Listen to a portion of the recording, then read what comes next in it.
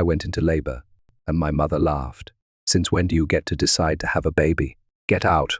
My sister smirked and pointed at my car. Hope you make it. We did some maintenance. I jumped in, pressed the gas, nothing. The tires were flat, completely slashed. Then a luxury car pulled up quietly to the door. Cleveland Heights, a small town in Ohio, was a place where the changing seasons were beautiful. On a morning when soft spring sunshine streamed through the window, Emma Larson placed her hand on her large belly and smiled. 9 months pregnant. Soon her and James's baby would be born. Good morning, baby, she spoke gently. Are you doing well today? Having worked as a nurse at Cleveland Memorial Hospital for over 10 years, Emma was trusted by colleagues and patients for her calm demeanor and keen observation skills. 4 years ago, she met James Turner, a pediatrician at the same hospital, and after a gentle romance, they married. James's sincere and compassionate character made him perfectly suited to be a doctor, beloved by children. Blessed with their long-desired first child, the couple purchased a small but comfortable home in the town's quiet residential area. Next to James's study, a lovely baby room decorated in yellow and white was already prepared. They deliberately chose not to find out the gender, looking forward to the moment of birth. While preparing breakfast, the phone rang. Seeing the name displayed, Emma's expression clouded slightly. Good morning, Mom. Emma, how are you doing? Her mother, Margaret's voice came through the phone. She was one of the most successful real estate agents in town. Her name and face were frequently seen in local advertisements and billboards. I'm fine. The baby's doing well too. Well, that's good. Margaret's voice had a hint of coldness in it. How long is James's conference? 3 more days. He'll be back from Chicago soon. I see. But are you really all right alone when you're so close to delivery? Laura was saying, shouldn't I stay over at my sister's place? Emma hesitated a bit. Her sister, Laura, worked at her mother's real estate company and was popular among local young men for her beauty and sociability. While putting on a show of caring for her sister on the surface, Laura's eyes always had a calculating look in them. Thank you, but I'm fine. Sarah comes by to check on me every day. Emma mentioned her colleague from the hospital. Well, if anything happens, you can always come to our house. I've kept your room just as it was. After the conversation ended, Emma sighed deeply. Her relationship with her mother had become even more complicated since she started keeping in regular contact with her father. Her father, Robert, was a successful businessman who ran a technology investment company on the West Coast. After the divorce, Robert and Emma's relationship had been severed once, but they began communicating again around the time she graduated from college. Especially recently, her bond with her father, who had sincerely celebrated her marriage and pregnancy, had deepened. James and her father had also hit it off, sometimes talking for hours on video calls. Margaret did not take kindly to this relationship with her father. That man abandoned you, Margaret had repeated many times. However, Emma vaguely sensed that there were actually complicated circumstances after the divorce. Robert's success and considerable fortune made on the West Coast seemed to amplify Margaret's bitterness. Sitting at the kitchen table, staring at the calendar, Emma wondered would she really be okay staying alone during James's business trip. There were only 2 weeks left until her due date. After deliberating, she picked up her cell phone and sent a message to James.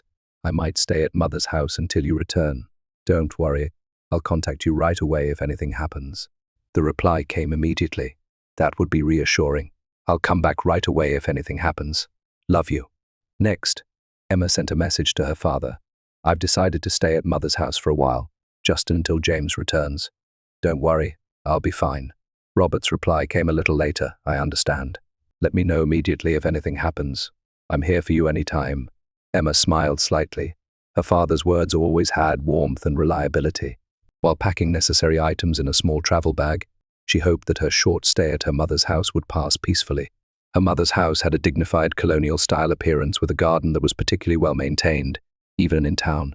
Upon entering, a nostalgic scent enveloped her, the smell of cinnamon and vanilla mixed together. It was the aroma of Margaret's specialty apple pie. Emma, you're finally here. Margaret embraced result in her daughter. My, you've really gotten big. She smiled, looking at Emma's belly. There was warmth in that smile, but her eyes weren't smiling. I'll take your luggage up to your room. Laura appeared and took Emma's bag. Hey sis, is it really soon? What's it like? Thank you, Laura. Yes, about 2 weeks or so. It's a little scary, but I'm excited too. Really? Laura tilted her head slightly. I still can't imagine it, my sister becoming a mother. The first 2 days passed peacefully. Emma gradually got used to life at her parents' home and enjoyed her mother's nostalgic cooking. However, on the morning of the third day, something began to change. "Isn't that dress a bit too flashy?" Margaret suddenly said during breakfast. Emma was wearing a light pink maternity dress. "What? This dress? James gave it to me as a present." "Well, men never understand a pregnant woman's figure. With your build, a more subdued color would be better." Emma silently drank her tea. She was used to her mother's way of speaking. However, she looked up in surprise at the next words. "By the way, does Robert know about the baby?" "Of course, Dad is very happy about it." "I see." Margaret's tone grew cold. "I suppose he won't even come to see his grandchild's face." "Typical Robert. Dad promised he'd come visit when the baby is born." "Humph, promises." Margaret set down her plate hard. "You should know better than anyone how worthless that man's promises are." "Mum, that's not true." "Dad, that's enough." Margaret changed the subject. "Laura will take you shopping by car today. You need more baby items, don't you?" That afternoon, Laura took Emma to the mall. Her sister was more talkative than usual, recommending one baby item after another. "Sis, how about this cute romper? This blanket is soft and nice, don't you think?" Laura behaved cheerfully throughout. However, words she muttered as they left the store caught Emma's ear. "You're really lucky, sis. Blessed with a wonderful husband and a cute baby about to be born."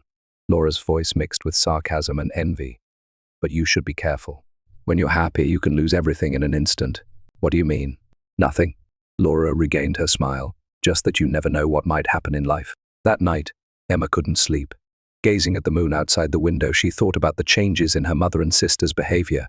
There was something unnatural about their attitude, their reactions, especially when talking about her pregnancy, bothered her. The next day, while Margaret was out shopping, Emma sneaked into her mother's study. She thought there might be a clue. She opened the desk drawer and searched inside. Among a bundle of old documents, she found her birth certificate and a worn envelope. Inside the envelope was a handwritten letter, but the writing had faded and was illegible.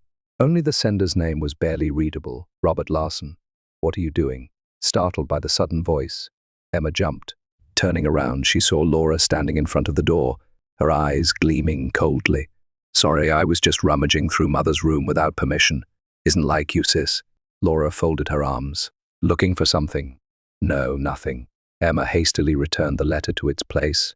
"I was just feeling nostalgic." "I see." Laura didn't seem to believe her.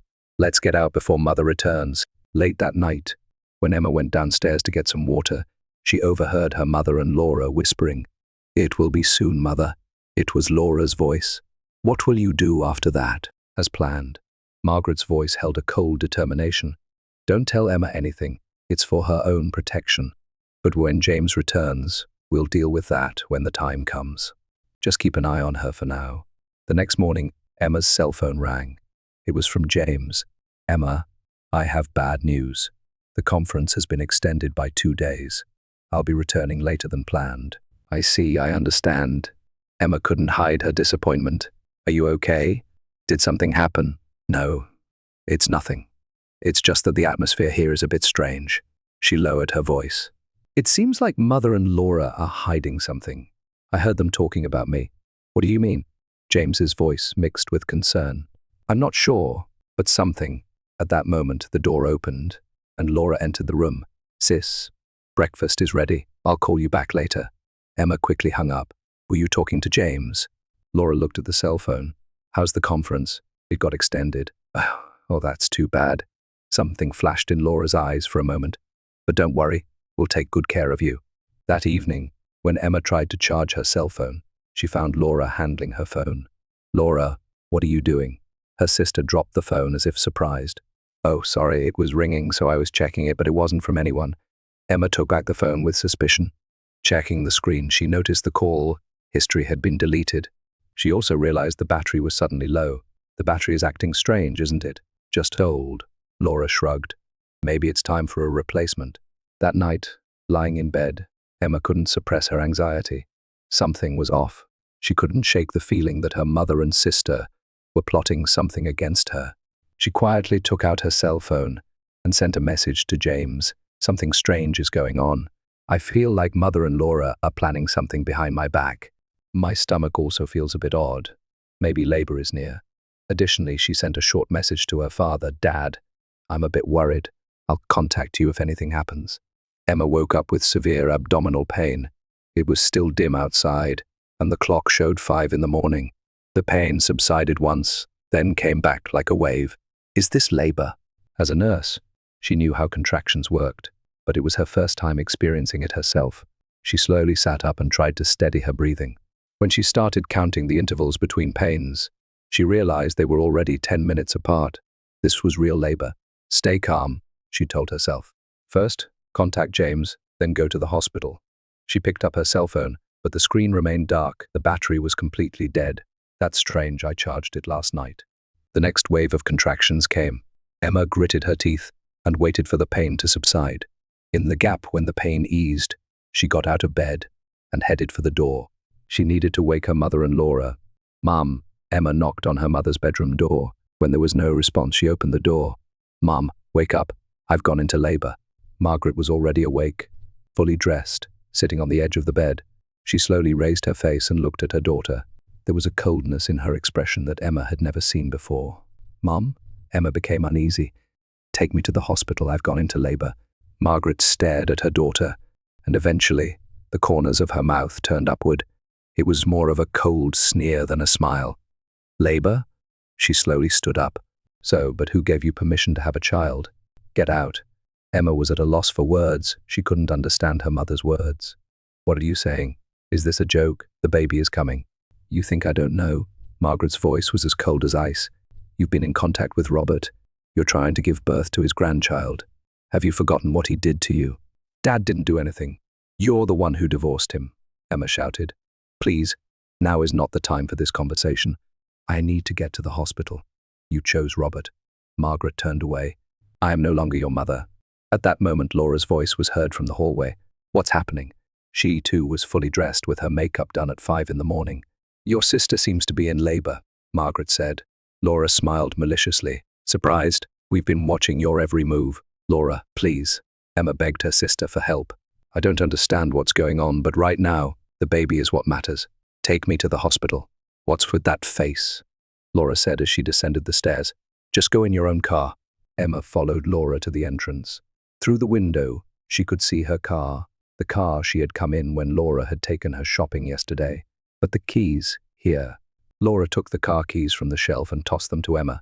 "We've serviced it properly, so hopefully you'll get there safely." A chill ran down Emma's spine at Laura's words and expression. "What did you do?"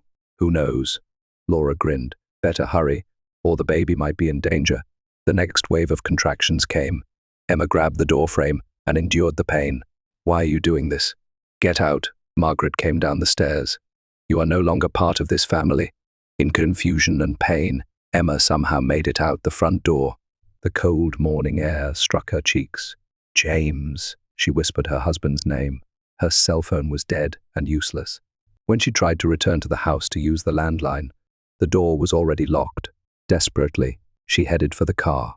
She inserted the key, opened the door, and somehow managed to sit in the driver's seat. "Stay calm, 20 minutes to the hospital." "It's okay, baby." She started the engine and pressed the accelerator. The car roared but didn't move. When she pressed the accelerator again, the engine revved, but the car didn't budge an inch. Confused, she got out of the car and checked the tires, only to find a desperate sight. All 4 tires were completely flat, sharp cuts from a blade, clearly visible on the rubber surface. Why? Emma collapsed to her knees, covered her face with both hands, and tears streamed down her cheeks. Another contraction came, this time more intense and lasting longer. "Help, someone." From the window of her mother's house, Margaret and Laura looked down at her with cold eyes. Neither of them moved a muscle. Emma thought desperately. It was too far to walk to the nearest house, especially in her state of labor. Her cell phone was unusable. At this rate, she would end up giving birth on the street. Just then, she heard the sound of an engine in the distance. A quiet, smooth sound, the distinctive sound of a luxury car's steady drive. A black luxury car turned the corner of the street and slowly approached. Dazzling headlights illuminated the darkness. The car stopped quietly in front of Emma. The door opened, and a man hurriedly got out, a tall, broad-shouldered man with graying hair. "Emma." "Dad." Emma looked at her father's figure in disbelief. Robert Larson quickly rushed to his daughter's side. "Are you all right?" I got worried after receiving your message last night, so I flew in on the earliest morning flight. What's happening? Labor has started. Emma took a deep breath, preparing for the next wave of pain. The car tires. Robert glanced at the flat tires for a moment, then immediately supported his daughter. Let's get to the hospital right away in my car. He helped his daughter to the car, almost carrying her, and laid her down in the back seat. Hold on tight. We'll get to the hospital soon. At that moment, the house door opened, and Margaret and Laura rushed out. Robert, the color drained from Margaret's face. Why are you here? Robert answered calmly, but in a voice suppressing anger. I came because my daughter is in danger, Margaret. I know everything you've done. What are you talking about?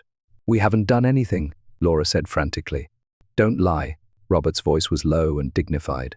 You tampered with Emma's cell phone, deliberately disabled her car, and refused to help her when she was suffering in labor. Is this what a mother and sister do? What would you know? Margaret screamed. You abandoned us. I didn't abandon you, you drove me out, Robert said quietly. And now you're trying to drive out your own daughter too. We'll discuss this later. Right now, Emma and the baby are the priority. He returned to the driver's seat and started the engine. Don't think you'll get away with this, Margaret, Laura. The car slowly moved off and disappeared around the corner. In the back seat, Emma asked her father while surrendering to the next wave of contractions. Why did you come? After reading your message last night, I sensed something was wrong, Robert answered while driving. I flew to Ohio on the first morning flight, rented a car, and came right away. I had a gut feeling you were in danger. Thank you, Dad, Emma cried. Please contact James. Right away. Robert smiled at his daughter. It's going to be okay, Emma. We'll be at the hospital soon. I'm here for you. Wrapped in her father's calm voice, Emma felt a little reassured. However, feeling the next contraction coming even stronger, she realized that the birth was imminent. Hurry, the baby. As Robert pressed down on the accelerator, Robert's car arrived at Cleveland Memorial Hospital's emergency entrance, as if gliding in. He quickly explained the situation to the hospital staff, and Emma was immediately taken to the maternity ward. It's going to be all right, Emma, Robert said, holding his daughter's hand. The best doctors are here. I've contacted James too. He's on a plane now. He should make it in time. After examination, it was determined that Emma's labor was still in the early stages. However, the intervals between contractions were getting shorter, and the doctors told her she would likely give birth today. Miss S. Larson, you're lucky, Dr. Phillips, the attending physician, said. If your father hadn't found you, it could have been a dangerous situation. Emma smiled but was soon hit by the next wave of contractions. Dad, James, don't worry, he'll be here soon, Robert answered calmly. The door to the hospital room opened, and a nurse entered. Emma, are you okay? Sarah, oh, I'm so glad to see you. Emma was relieved to see her colleague's face. I was off duty, but when I heard you were admitted, I rushed over. Sarah squeezed her hand. We're all watching over you. As time passed, Emma's contractions became increasingly intense. Robert didn't leave her side, wiping the sweat from her forehead and putting ice chips in her mouth, providing all the support he could. Dad, how did you know? Between pains, Emma asked. How did you come at just the right time this morning? Robert thought for a moment and eventually began to speak quietly. Actually, I've been watching over you all this time. Even when we were apart, I was always concerned about you. But you were supposed to be on the West Coast. Yes, Buta Stanza. But when I learned you were pregnant, I contracted with a monitoring company. I had them install tracking software on your smartphone. Of course, I normally tried not to look at it. I wanted to respect your privacy. But after receiving your message last night, I checked your location. Why go to such lengths? Robert exhaled deeply. Because I know Margaret. I know how consumed by revenge she was. I feared she would direct her grudge against me towards you as well.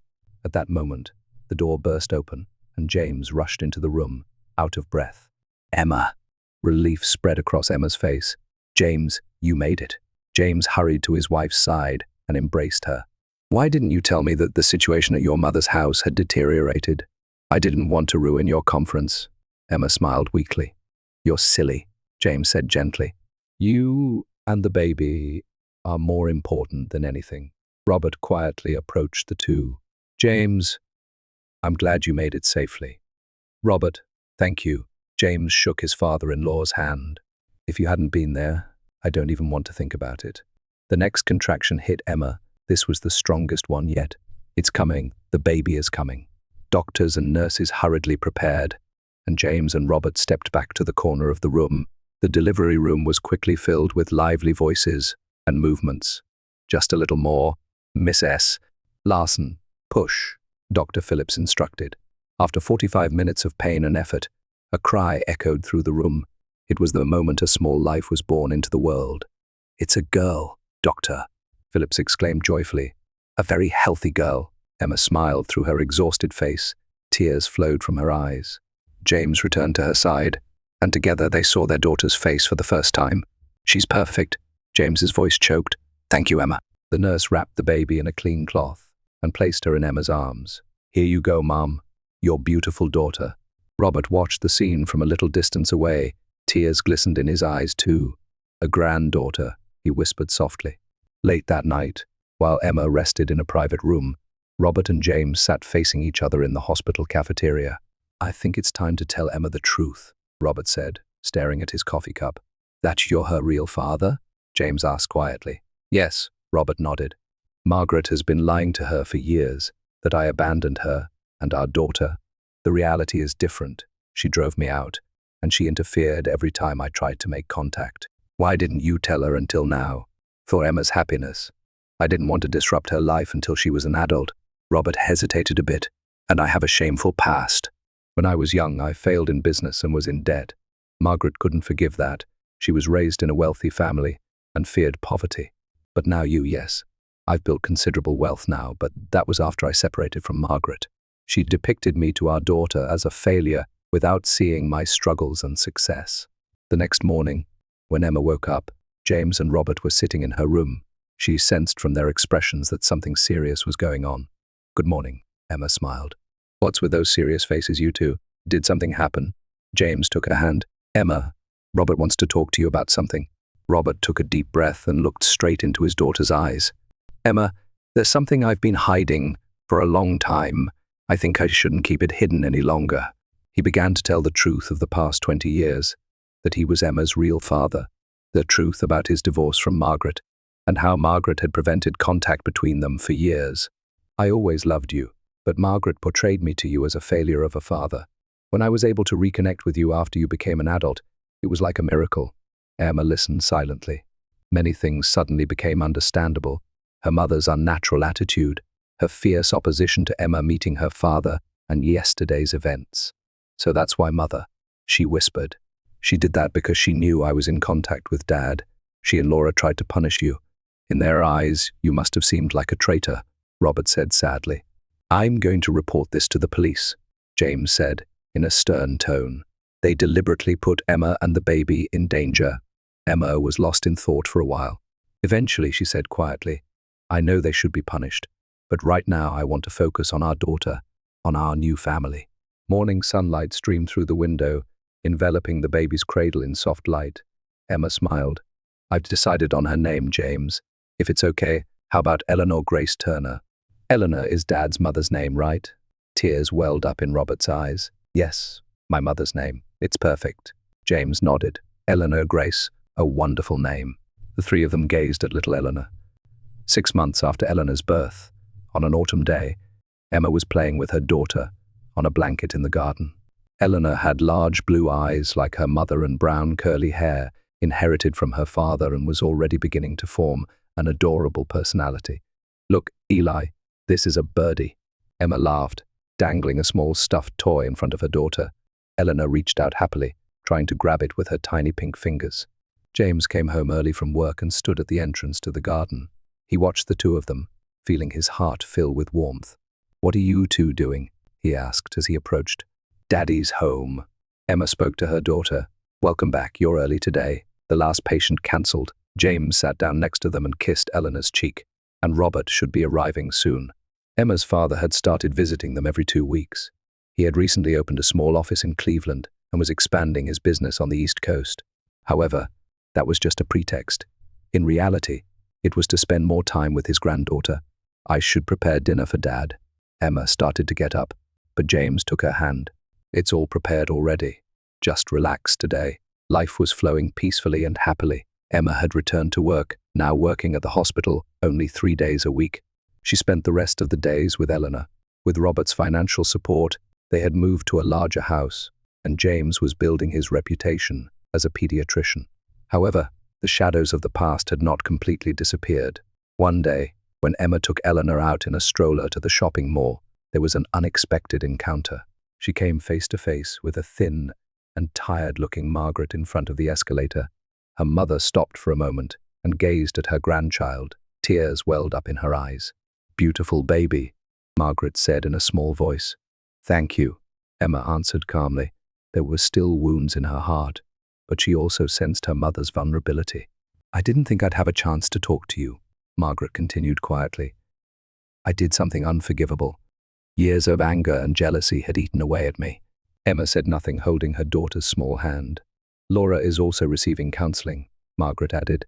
"She regrets what she did too, especially that you were put in danger. As a result of the trial, Margaret had been ordered to perform community service, and Laura had received a suspended sentence. Their reputation in the community had been severely damaged, and Margaret's real estate business had taken a serious hit. "I can't completely forgive you yet," Emma said frankly, "but I want to give you the opportunity to be a grandmother to Eleanor, with time, little by little." That weekend, a small gathering was held at Emma's house. Robert, James, and Emma's close friends gathered to celebrate Eleanor's 6-month milestone. In the corner of the room were Margaret and Laura, who had been invited. They were not yet fully accepted by everyone, but they had taken a step forward. Holding Eleanor, Emma gazed out the window. Trees dyed in golden colors, and the sun set, streaming between them. She contemplated, what is a true family? It's not just about blood relations, but about respecting each other and supporting one another, especially in difficult times. And sometimes, it's about having the courage to acknowledge mistakes and forgive. There's no such thing as a perfect family, but relationships can be built on a foundation of love and honesty. Looking around at both her new chosen family and the blood family with whom she would gradually repair relationships, Emma smiled gently. It wasn't an ending, but a new beginning.